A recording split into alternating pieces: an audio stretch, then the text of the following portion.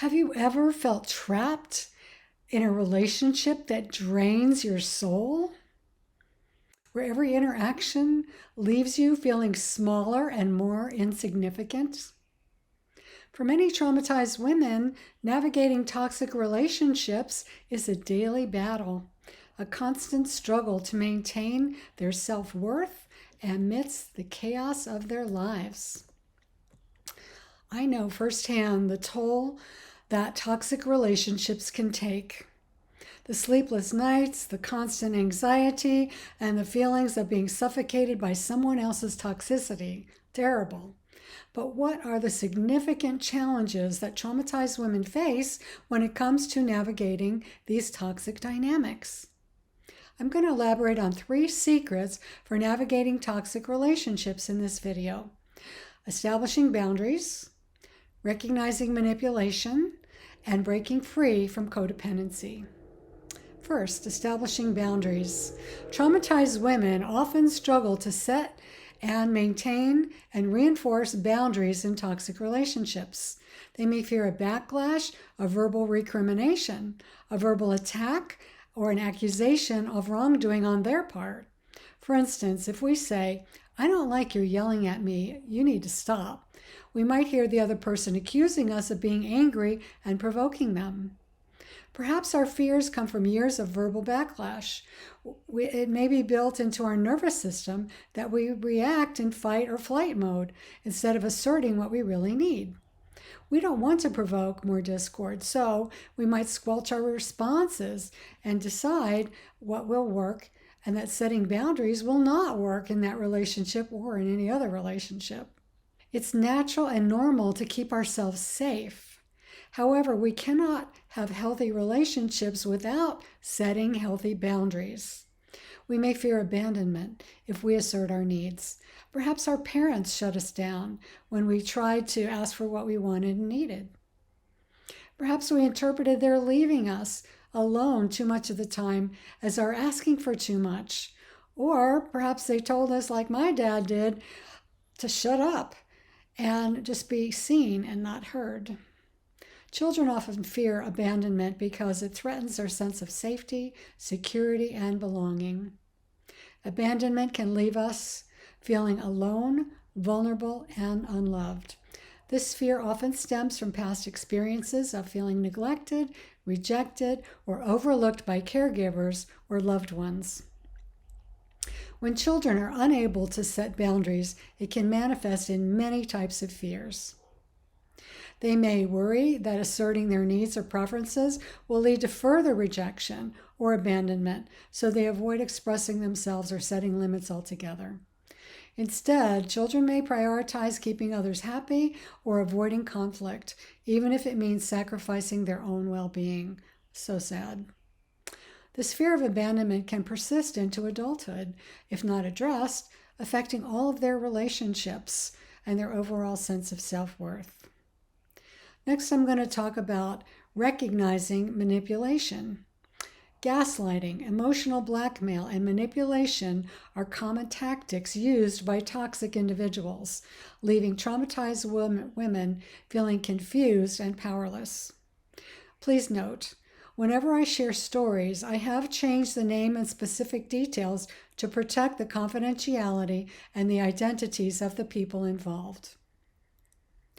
Ava and her husband Daniel lived in this quiet suburban neighborhood. At first, their love felt like a beacon of light, casting warmth and joy upon their lives. But as time passed, dark clouds began to gather on the horizon. Daniel was charming and charismatic. He had a way of making Eva feel like the most special person in the world. He called her his queen. Yet beneath his suave exterior lurked a shadow, a manipulative streak that would soon unravel Ava's sense of reality. It started with small things, a misplaced item, or a forgotten conversation. Whenever Ava questioned Daniel about these discrepancies, he would dismiss her concerns with a casual shrug or a sly smirk. "You must be imagining things, Ava," he would say, his voice dripping with condensation. "You're so forgetful lately. Maybe you need to see a doctor." At first, Ava brushed off his remarks, chalking them up to harmless teasing. But as the incidences piled up, she began to doubt herself.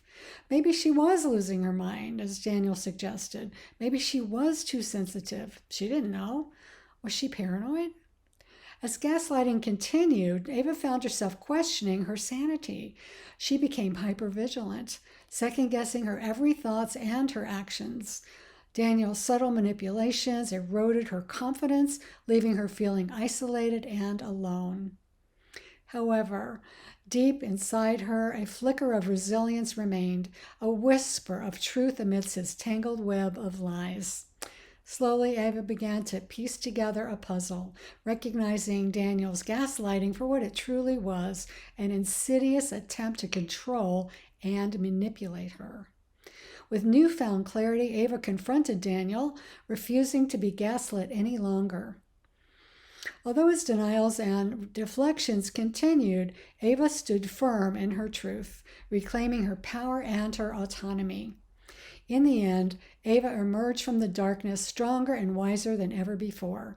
She learned that gaslighting thrives in the shadows of doubt and uncertainty, but crumbles in the face of courage and self-awareness.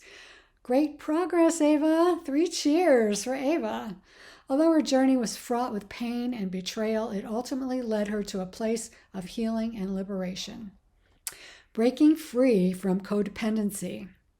Trauma can foster codependent behaviors, leading women to prioritize the needs of others over their own well-being, even in toxic relationships. Chloe's life revolved around pleasing others.